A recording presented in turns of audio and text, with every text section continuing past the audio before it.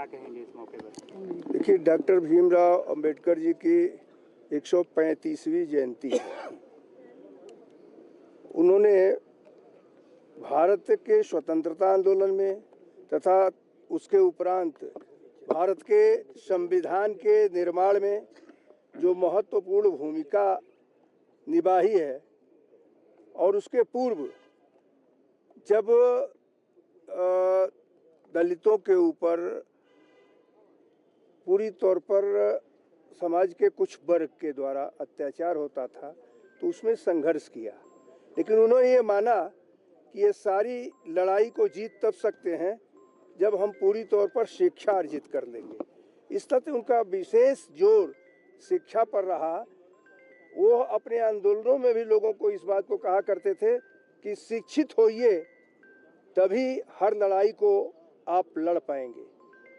आज पूरा देश उनके लिए नतमस्तक है, उनके श्री चरणों में अपना श्रद्धा सुमन अर्पित करता है। और जिस प्रकार से स्वतंत्रता के बाद और इधर उनके उन पंच तीर्थों को केंद्र सरकार ने बनवाया, और जिसका परिणाम ये हुआ कि सब लोग वहाँ जा कर के, चाहे महू हो चाहे इंग्लैंड तक में, भारत सरकार ने ज़मीन खरीद करके जिस प्रकार से डॉक्टर अंबेडकर के याद को सजीव किया, वह निश्चित ही अत्यंत सराहनीय है।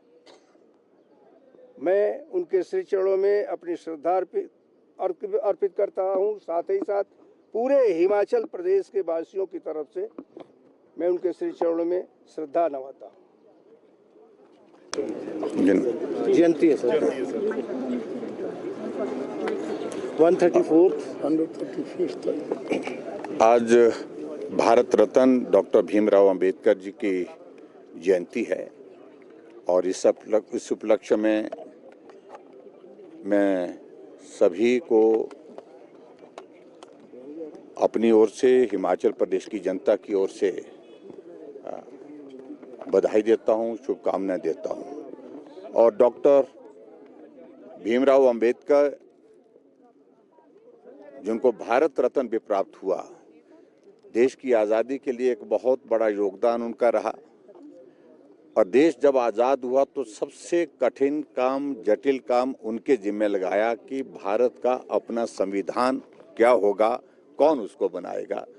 तो डॉक्टर भीमराव अंबेडकर जी जो संविधान सभा थे उसके चेयरमैन बनाए गए, और उन्हें बहुत सारे देशों का संविधान को अध्ययन करने के पश्चात भारत का संविधान बनाने की प्रक्रिया शुरू की, और उसको बहुत बेहतर ढंग से जो है उन्होंने बना करके देश को समर्पित किया। उस योगदान को आज पूरा देश याद करता है। डॉक्टर भीमराव अंबेडकर बहुत संघर्ष के दौर में से गुजरे हैं, और खास तौर से अनुसूचित जाति से, दलित परिवार से उनका संबंध होने के कारण उस वक्त के हालात, उस वक्त की जो परिस्थितियां थी, उन परिस्थितियों में कई बार उन्होंने बहुत कठिन परिस्थितियों का सामना भी किया, जलालत का भी दौर झेला। समाज में बहुत विषमताएं थी। ऐसी स्थिति में समाज को संवैधानिक अधिकार के साथ उस पिछड़े हुए समाज को आगे बढ़ाने के लिए हमको काम करना चाहिए, उसके लिए उन्होंने लड़ाई लड़ी।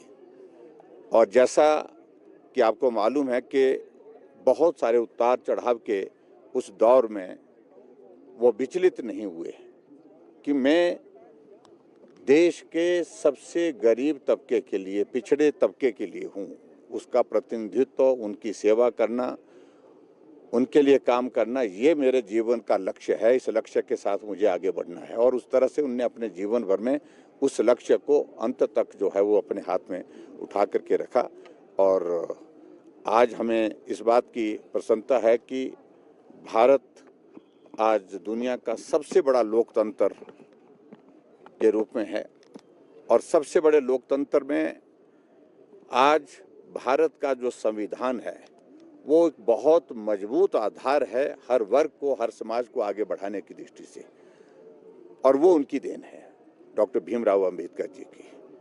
हमारे प्रधानमंत्री आदरणीय नरेंद्र मोदी जी आज एक मजबूत नेता के रूप में जहां देश का नेतृत्व कर रहे हैं, उसमें बहुत बड़ा योगदान डॉक्टर भीमराव अंबेडकर जी द्वारा बनाए हुए संविधान के प्रति सम्मान के भाव के साथ इस देश को आगे बढ़ाने के लिए वो काम कर रहे हैं। और आज के इस अवसर पर डॉक्टर भीमराव अंबेडकर जी के उस योगदान को हमको स्मरण करना चाहिए। और आज भी भले ही हम आगे बढ़े हैं, बहुत प्रगति के राह पर आगे बढ़ कर के एक जो है वो भारत एक बहुत मजबूत राष्ट्र के रूप में है, लेकिन फिर भी समाज को हमको आगे बढ़ाने के लिए जो खास तौर से जो पिछड़े समाज हैं, जो पिछड़ा समाज है, उसको आगे बढ़ाने के लिए अभी भी काम करने की आवश्यकता है। जो काम करने की आवश्यकता है उसके लिए अगर प्रेरणा का आधार हमारे पास है तो डॉक्टर भीमराव अंबेडकर जी का जीवन है। Thank you. बहुत ऐतिहासिक दिन है, महत्वपूर्ण दिन है और बड़ा शुभ दिन है। आज हम संविधान निर्माता भारत रत्न डॉक्टर भीमराव अंबेडकर जी की 135वीं जयंती मना रहे हैं। मेरा मानना है कि उन्होंने बड़ी विषमताएं, बड़ी कठिनाइयां झेली जब से वो पैदा हुए थे, तब से लेकर। मैं उनकी जीवनी कभी कभी पढ़ दिया करता हूँ। जब मैं पार्लियामेंट में था तब वहाँ पे भी फूल चढ़ाते थे। और एक बड़ी विचित्र घटना उनके जीवन की सबसे पहली थी, वो था कि जो स्कूल में पानी पिलाने वाला अगर आएगा तो पानी पिएगा बेचारा, अगर जो नहीं आएगा तो पानी भी नहीं मिलता था। ऐसी विषम परिस्थितियों में से गुजरे कि भाई no peon no water, that sort of situation ही फेस्ड। और फिर भी मऊ क्षेत्र के वो रहने, वहाँ के उनके माता पिता थे। वो हमारा तो आज ट्रेनिंग और सबसे बड़ा संस्थान है आर्मी का, तो हमें तो बहुत बार जाना होता है और उनके ओरिजिनल घर को भी देखा है। मैं समझता हूँ डॉक्टर भीमराव अंबेडकर की जो पर्सनल लाइब्रेरी है वो आज संसार में सबसे बड़ी लाइब्रेरी बॉम्बे में है।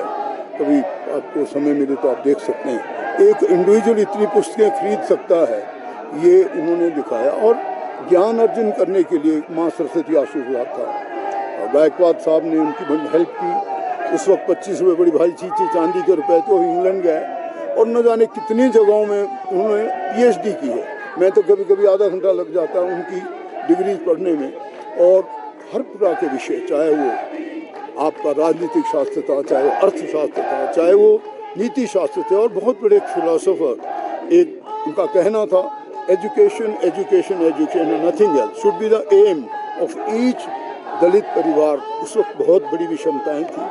चापदार जैसे तालाब में सब पानी पीते थे, चिड़िया, कुत्ते, बिल्ली, लेकिन अछूत नहीं करते। उन्होंने उसका मुकाबला किया। और मैं समझता हूँ आज जो आप संविधान देख रहे हैं और जो शक्ति देख रहे हैं और जो ये लोग अपनी आवाज़ उठाने योग्य हुए हैं, मैं समझता हूँ संविधान की धाराओं से ये पोषित है। हम ऐसे दिन को याद करें और आज ही अगर अभिक्षमताएं हमारे दिल में किसी भी हों, उन्हें दूर करते हुए एक ऐसे समाज का निर्माण करें जो सशक्त भारत बने, सशक्त हिमाचल बने, हमारा सशक्त युवा बने, नशे की निपेट से दूर रहे, हर बालक बालिका एक अच्छे आदर्श के जीवन को जिए और शिक्षित बने। यही सबसे बड़ा आपका message. Thank you so much. धन्यवाद।